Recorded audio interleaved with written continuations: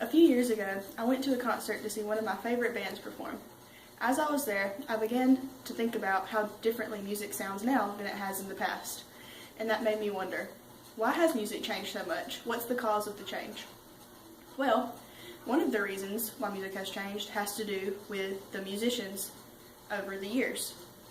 The musicians who decided to take risks and decided to change up music are the reasons why music is so different now. Two such musicians are from the Bebop era, and their names are Charlie Parker and Miles Davis. After conducting much research over these two musicians, as well as the Bebop era itself, I've come to understand the unquestionable talent and the desire to go above and beyond the music of their time is what made Charlie Parker and Miles Davis stand out so much. First of all, we need to understand a little bit more about bebop music.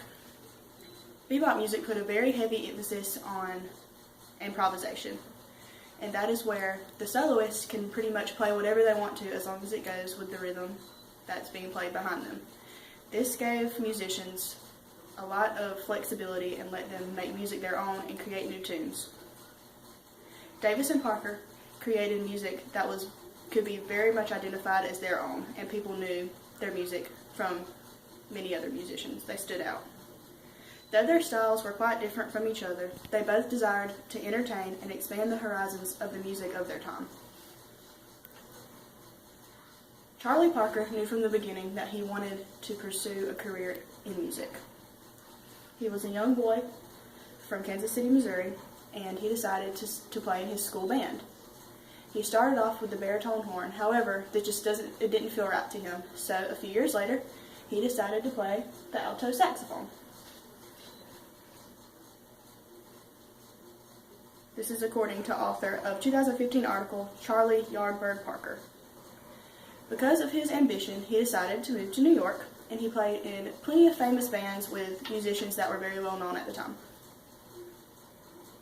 Luke further explains that this is because of the fact that he began to introduce quick melodies and the improvisation of bebop in his solos, so he is known as the creator of bebop because he's the one who first started such music.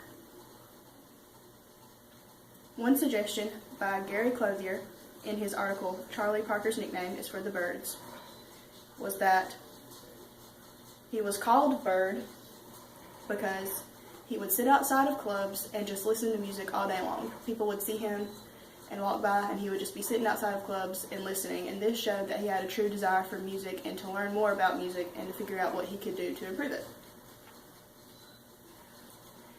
His music became quite well known as he began to, according to 2001's American Masters article, Charlie Parker, he began to disregard the 4 and 8 bar standards of jazz and create solos both fluid and harsh.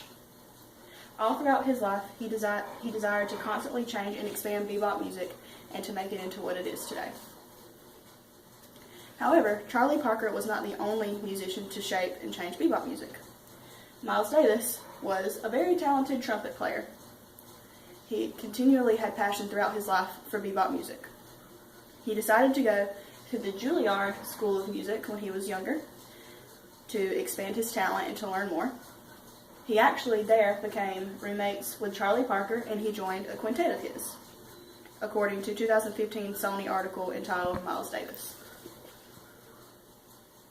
A quite surprising fact from Jim Mackney's article Rolling Stone, Miles Davis Biography, was that Davis never actually graduated from Juilliard. He dropped out.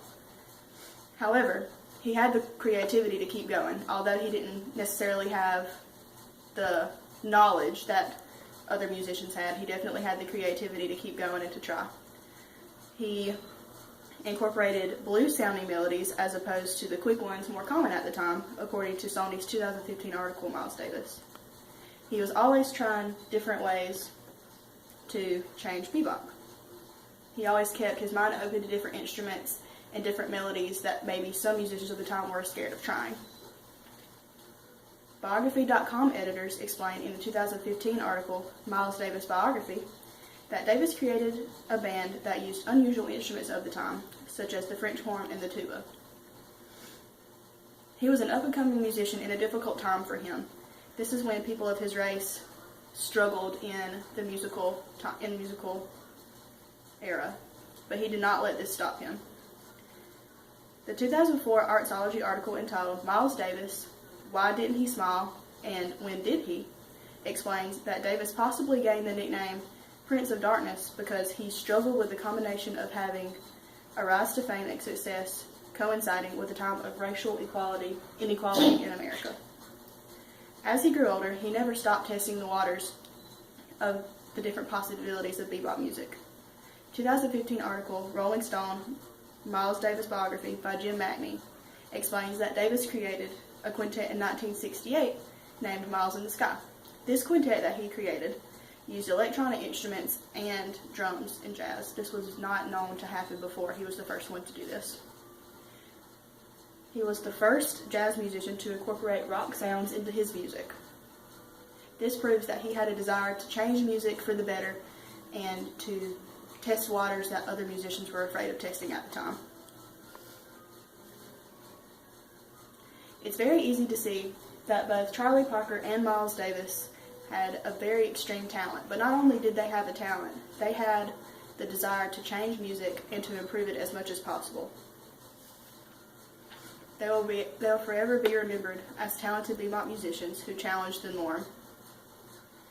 Who knows where music would be today without musicians like them? Thank you.